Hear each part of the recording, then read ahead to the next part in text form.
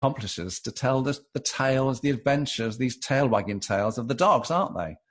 Yes. So tell me about Zeke now. How does he manage to get the porcupine's needles stuck on him?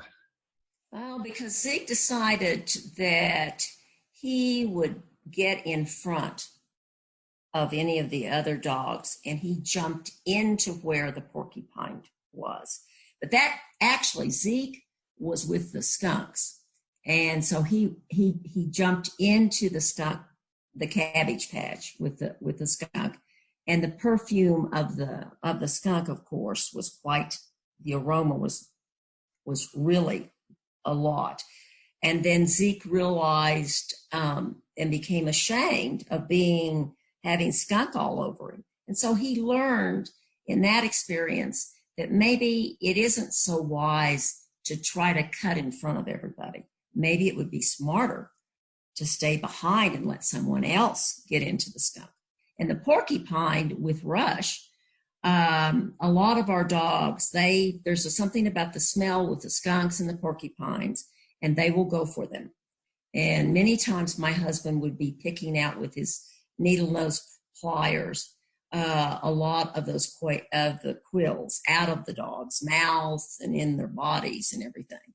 And Rush was one who loved to get into all of those kind of troubles. And of course, Rush was Doc's son, wasn't he? Yes, absolutely. Yeah. You see, kids, see everybody, these hunting dogs, it's all about a family of dogs and all the other animals that are around them and how they have great fun in the fields, flushing out the quail. These is what these stories are all about. And they're all beautifully done in illustrated with wonderful pictures. They really are. But Linda, in your repertoire of, your writings over the years, you have another book, which is not part of the Hickory Dock Tales collection. And now that book is The Wayward Path of the Devil and Mr. Snake in the Garden of Eden. And clearly this book has some biblical base. And I'm wondering, are you dipping your toe here into telling kids about the story of Adam and Eve? And I also am curious here, does religion mean a great deal to you in your own personal life? Yes, it really does. And the reason I actually taught Sunday school for at least 20 years with the little ones. And the stories, I love the stories. The Bible stories to me are fabulous. But I also wanted the children to have a little bit of creativity with that.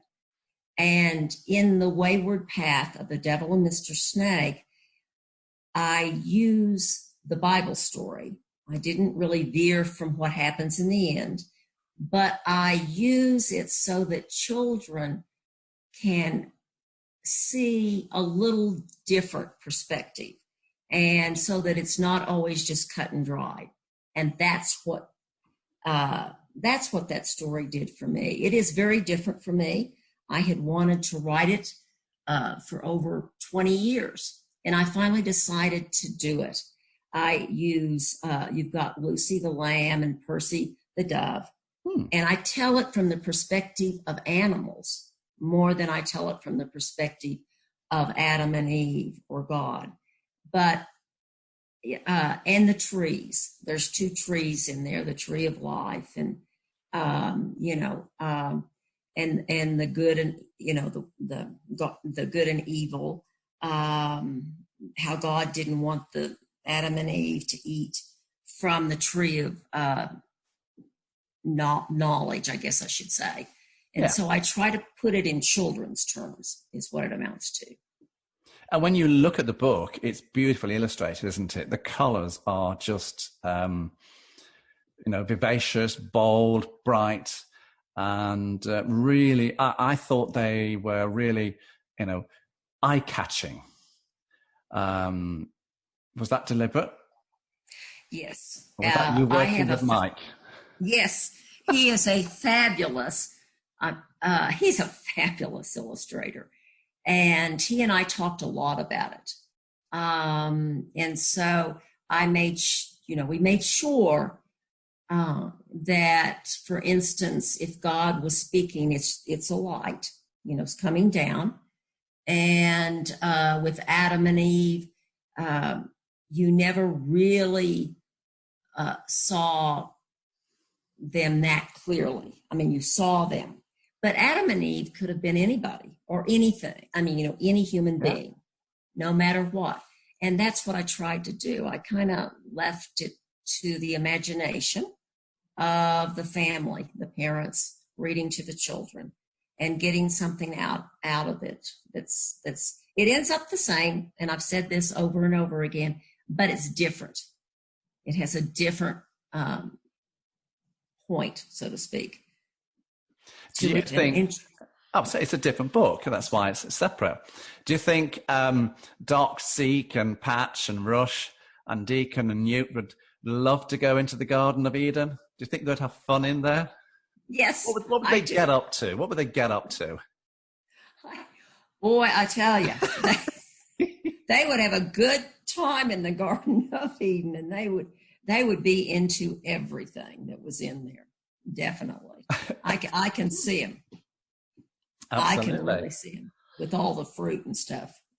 And in that book, we didn't mention it, but the devil has a part in that too, but the devil always has some problems with Percy the dove.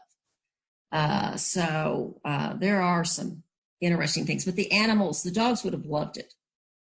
I mean, your grandchildren, what do they think to your books?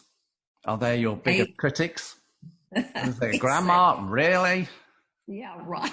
Well, we used to gather around, and when the grandchildren were younger, we would try to write stories, is what it amounts to. And so, yes, they like the stories. And yes, they are. They can be critics too. And because of that, they helped a little bit with the books too. I have a granddaughter who's fabulous with art, seriously, and she can draw anything. And maybe someday she and I could do a book together. That would be fun. Why not? Bring her in. Get her involved. So I mean, kids, everybody, these are fabulous little books, and I've absolutely loved the stories. I actually enjoyed the stories of the brown-headed cowbirds. And for me, when I saw that, and I did say to you, are they, cuckoos? And we both agreed, no, they're not cuckoos, because, the brown-headed cowbirds, they take over the nest, don't they? And I just thought the story of, when Zeke's under the tree and it's, he's got himself into a mess there, and the cowbirds are just sitting there watching, going, right. Did you love writing that little story there? I loved it. Yes. Zeke gets some stuff in his head. That's absolutely right, from the cowbirds. And I thought that was good. And in researching it, you have to research your animals, and hopefully I've done that with the armadillos, the cowbirds, the Willie the crow. The cowbirds I thought were interesting because they really did get on the cows and things like that. And they were always, they're the birds that get on the animals. And the cowbird to me was a little bit like BJ and Zeke in a way, kind of out for themselves, so to speak. So now Willie the crowbird gets himself into a little bit of trouble. He tries to get into the house, and Patch has to rescue him on a few occasions, doesn't she? Right, and that's actually a true story, really? John. Now it is exaggerated, but and it wasn't in my house, but I had a friend that had actually had a crow, because they're smart. They are very smart. Mm. Yes, they are very smart. And the crow got into the house, and she would open the refrigerator door, and she would give the crow some food. And so and although it's imagination and creativity, that actually is partly a true story. So yes, Willie the Crow, part of the family. I assumed that. So that's why I thought, I'm going to ask Linda this. Because I think she's going to say, oh, this actually happened, or it's a story that's, back in your head there. And I've just brought it to the fore and telling all the kids. Because I thought, cheeky little crow. Yes, absolutely. So, your next book, Linda, Chatty the Hen Pheasant. That's the next one. Is it finished? Is it ready to go? Or when is it coming out? And can you give us a little insight here as to what Chatty's going to be about? I will be glad to, John. Chatty is at the publishers now, Archway Publishing, and it should be coming out within the next month. Chatty the Hen Pheasant. This is also another partially true story. Nassau, another black lab that my husband and I had, was a fabulous hunting dog and would go out and try to bring back pheasants and all sorts of stuff. And Chatty happens to be a hen pheasant that's pretty darn smart. She's very smart. She's cute. Yeah. Yes. She's cute. And right. And when Nassau gets into the snow, which they did get into a blizzard up in the Dakotas, and Nassau actually had pulled out a hen pheasant. And Chatty starts talking to Nassau because she wants to be let down. She does not want to be obviously held by the dog. Labs have a soft mouth, or that's what they try to train the dogs to be. Also with the German Shorthairs, is that they could carry the bird, but not to crunch down on it. That's the whole point of it. And Nassau had a wonderfully soft mouth. And Nassau was trying to get Chatty back to the hunter. And Chatty just is really determined that Nassau is not going to get her back to the hunter.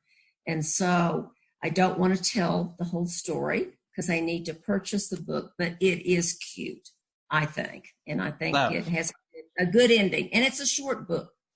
It's a book that could be out for Christmas. Yes, absolutely. Linda, where can people get your books?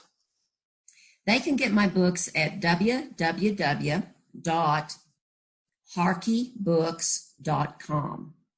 Can they get them on Amazon?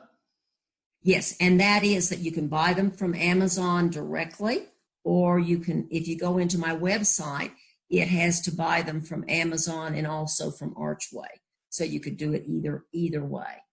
Can they get them from Barnes and Noble? A couple of them were at Barnes and Noble. Okay. I don't know if they're there now. Okay. Yes. Well, Linda, I have thoroughly enjoyed reading your books. I just wish that you had written them when I was 5 or 9. So you're getting told off for that because, kids, they are just wonderful. Grandparents, parents, if you want to buy a book for your kids, go and have a look at Linda's Hickory Tales collection. They'd be great presents for Christmas because they are beautifully written, beautifully illustrated.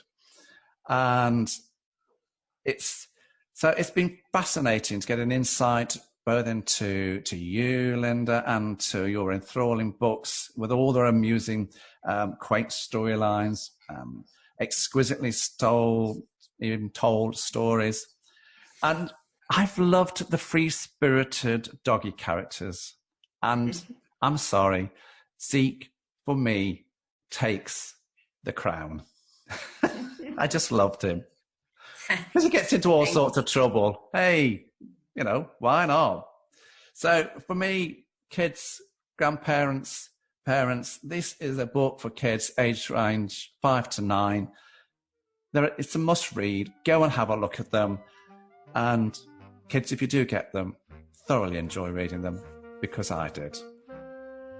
So it's just left for me to say, as I say at the end of every podcast, everybody, I'm JT Crowley. Thanks for listening, watching, wherever you are in the world. Until next time, stay safe.